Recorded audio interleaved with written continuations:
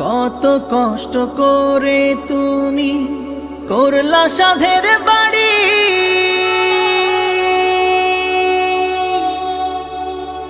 সেই বাড়িতে ঠাঁই হবে না, যাইতে হবে ছাড়ি। কত কষ্ট করে তুমি করলা সাধের বাড়ি,